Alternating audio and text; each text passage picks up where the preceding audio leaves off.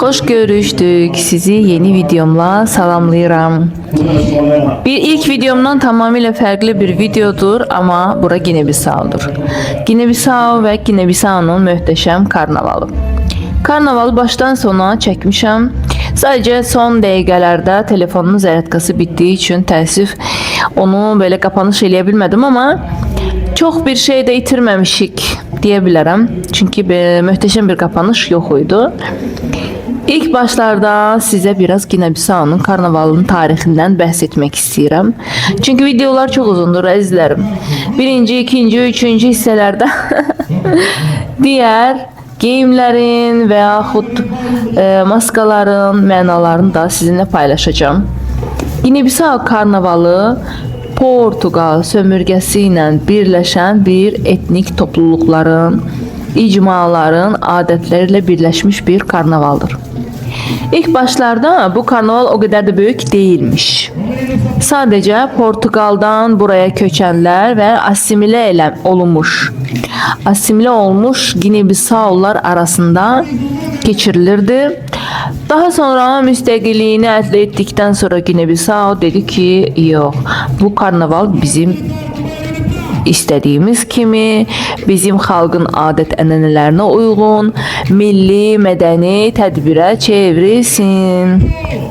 Və belə də etdilər. İlk başlarda çox balaca bir karnaval idi.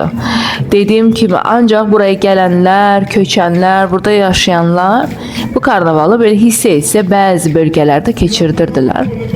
Daha sonraki müstəqilliyi əldə etdilər. Öz bayramları, milli bayramları, milli karnavalları kimi qeyd ettiler bu karnavalı. Bissaular bunu büyüttüler.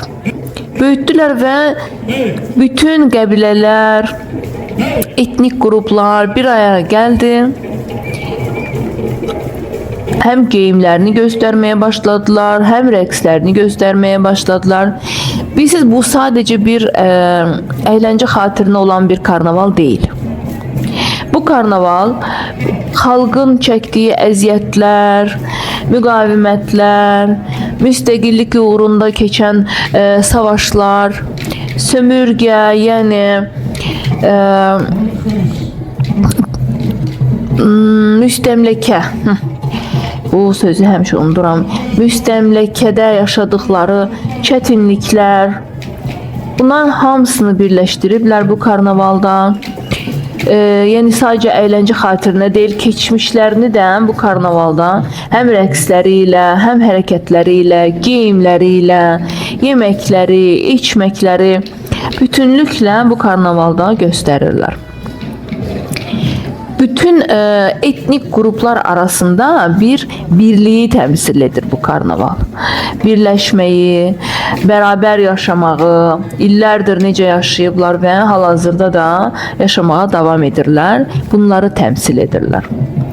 Karnaval Bissau'nun paytaxtında, Prasada, mərkəzdə keçirilir ve eyni zamanda da Bijagos adalarında, ki birinci videomda da demiştim size, Bissau'nun möhtəşəm 88 dənə adası var. Hamısında düzdür yaşayış yoktur ama bu 25 ada ki hansındaki yaşayışlar var. Bütün etnik gruplar hissə karnavalı 3 gün, bazen de 4 gün bu adalarda devam ettirirler.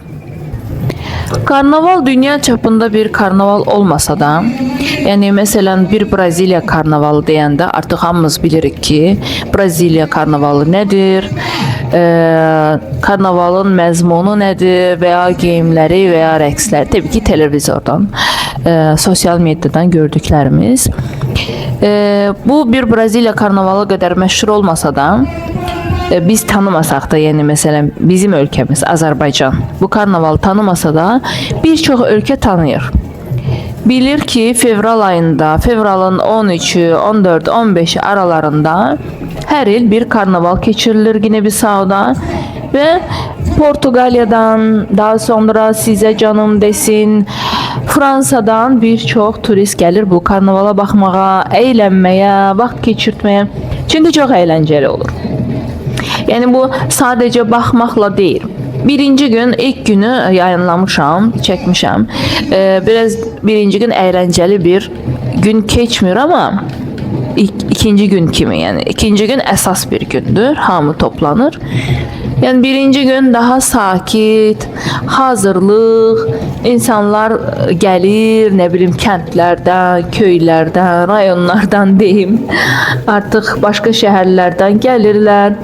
Şəhəri gəzirlər, biraz kokteyl, biraz yemək, biraz alkol, eğlenirlər yəni gecəyə qədər, bəziləri də səhərə qədər. Daha sonra ikinci gün başlayır möhtəşəm bir karnaval.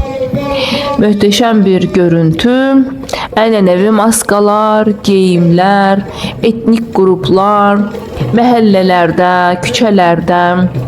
Burada mərkəzi küçə, center, bizdə incə Bakı, bulvar məsələn, burada da prasadır. Praça yazılır ama prasa deyirlər. Prasadır, prasada möhtəşəm. Prasa bilirsiniz necə uzun bir yolu var. İlk videomda baxın görəcəksiniz. İlk başlayıram səssiz, sakit bir video. Tam sahilə qədər. Bu həmin yoldur. Videoda görürsünüz bu. Həmin aşağıya doğru gedən, yuxarıya doğru gedən yoldur. O yolda qururlar, quraşdırırlar. Normalda pullu, ücretli yerler çok azdır. Bir iki yer var. Ama istədiyim ki oturmağa değmez o yerlerde. Çünkü ayak üstünde daha çok şey görmək olur. Nəinki oturanda. Bir de bu dəfəyə bilmirəm, təbii mən önceki illərdə necə idi bilmirəm. Bu mesela bu danışa bilmədim. İkinci gün o pullu yerler çok pis seçilmişti. Güneş düz üzümüze vururdu. Hiç ne görmək olmurdu, istiydi. Bir de üstəlik də qarşıda televizorlar qoyublar. Görürsüz, böyük ekranlar. Ekranların ışığı gözüvə vurur, hiç ne görmək olmur. Ona görə də mən nə etdim? Mən aşağıya düştüm. Ki bir de size bir söz diyeyim. Orada məsələn pulluydu yerlerde demişler ki 20.000 səfa, 20.000 frank ödemek gerekir yer için. Ama biz ödemedik, istemedik ödemek. Yerde oturduk. Yerde çünkü 3 nəfər idik. Oğlum ve mən yoldaşım. Oğlum onsuz da oturmayacaqdı, istəyirdi gəzmək, oynamaq, onun üçün maraqlıydı. Biz də onun dalıcan düşəcəkdik deyə heç o pullu yerə oturmaq istəmədik. Yerdə oturduq. Pullu yerlər dolmayınca bizi çağırdılar. Niye yerde oturursunuz? Gelin yukarıda oturun kimisinden. Jest etmiş kimi gösterdiler özlerini. Neyse biz biraz oturduk ama baktım ki yok, alınmır, yani çekmek olmur. Güneş düz gözüme vururdu. Ekranlar gözüme vurur. Möhtəşəm bu görüntünü çekmek hiç cür mümkün değildi. Biraz aşağı geçtim, çekmeye çalıştım. Karşımdan insanlar geçtiler. Video harap kim oldu? Yani harap deyəndə, yani görüntü pozulur da ister istemez. Daha sonra neyse yavaş yavaş. Bir de ben profesyonel bir kameraçı değilim. Tabii ki sebep burada da mesela görürsünüz orada gözüme gelir. Videonun konumu deyim, yeri deyim, kameranın yeri deyim. Güneş düz gözümüze gelirdi. Diğer tarafa da keçmək olmurdu. Adamlar çoxdur, hamı gəlib başdan yerlerini tutublar. Bir de biz hiç bilmirdik ki, təsəvvür də eləmirdik ki, bu boydana yəni yer tutulacaq. Deyinə niyə təsəvvür eləmirsən ki, karnavaldır bu. Təbii ki, hamı qabaqçıdan gəlib yerini tutacaq. Ama ne bileyim, biz onda bunu raşot eləməmişdik. Yani bunu düşünmemiştik. Görürsünüz necə möhtəşəm rəqslər, kostyumlar, geyimlər. Bu geyimlər haqqında da ikinci videoda sizə bildirəcəm. Girişlər pulsuz idi. Yəni baxış karnavala pulsuzdur. Sadəcə qarşıda bu rəqs edənlərin daha ön tərəfində kameraçılar üçün, yəni youtuberlar üçün, TikTok'a çəkmək istəyənlər üçün, Instagram'a çəkmək istəyənlər üçün falan jurnalistlər üçün balaca bir yer ayrılıb. Ay danışamadım. Balaca bir yer ayrılıb. O yer pulluydu. Yəni deyirdi ki, sən jurnalist kartı almaq istəyirsənsə, 10 min, 20 min ödəməlisən. Ki mən biraz cığalçılıq elədim, onu da ödəmədim. Onu da ödəmədim və bu tərəfdən çəkməyə başladım. O tərəfdən bəlkə də nə bilim, bəlkə də görüntü yaxşı ola bilərdi. Bu geyimlər o qədər gözəldir ki, hər biri ayrı-ayrı etnik qrupdur. Hər bir rəqs ayrı-ayrı etnik qrupun tarixidir. Geyimlər eyni şəkildə, rənglər, sonra orada aksesuarlar var. Bunlar hamısı ayrı-ayrı etnik qrupların göstəriləridir. Bandikadır, pulardır. Sonra adlarını unuturam. O kadar çok etnik grup var ki adları da biraz çətindir. İstər-istəməz insan unudur. Ki hələ video çəkəndə daha çox heyecanlanıb unuturam. Ekranda Gine-Bisau'nun bayrağıdır. Biz elə bildik ki, ekranda da, yəni çəkiliş olacaq, ekranda da göstərəcəklər. Əslində elə bir şey olsaydı daha yaxşı olardı. Uzaqda olanlar ən azından ekrandan, böyük ekrandan baxardılar. Görürsünüz necə möhtəşəm maskalar, rəqslər, geyimlər. Bu geyimlər, maskalar hamısı tək-tək əllə hazırlanır. Yəni elə bir nə bilim yer yoxdur ki, bunu aparıb tikdirsinlər, hazırlasınlar. Yox. Bunu hər etnik qrup öz rəqsinə uyğun, öz adət-ənənəsinə uyğun, nə bilim necə deyərlər, hamısını tək-tək özləri rəsmdən lazım olub qələmlə çiziblər, lazım olub tikiblər, tək-tək bax samandan ətəklər düzəldiblər özlərinə. Nə bilim maskaları özləri rəngləyirlər, özləri kəsib yonturlar, düzəldirlər. Yəni belə bir yer yoxdur ki, bu maskanı nə bilim hazırlasın, bunlara satsın. Hazırlaya da bilməz. Bilirsiniz, heç bir yer məncə bunu ancaq öz qəbilələri, etnik qrupların öz qəbilələri bilir ki, onların nə bilim orada simvolları var, onlar nədir, onların rəngləri hansıları istifadə edirlər, aksesuarlar hansı, yəni bunu hardasa hazırlatmaq mümkün deyil. Ona görə də hər qəbilə rəqsə başlamamışdan əvvəl bu bir il hazırlanır, bilirsiniz. Bəli, bəlkə də bu il hazırlanan bir maska gələn il də istifadə olunacaq. Amma yenə də mütləq təbii ki hazırlıq gedir. Rəqslə məsələn danışmışdım, soruşurdum orada bəzilərindən ki, nə qədər müddət hazırlanırsınız, hazırlaşırsınız bunlara. Hamısı ən az bu bir il ərzində hər gün 10 dəqiqə, 15 dəqiqə, 1 saat, 2 saat məşğul oluruq. İstər tək şəkildə məşğul oluruq, istər qrup şəkildə birləşib məşğul oluruq. Yəni çox sevinirlər.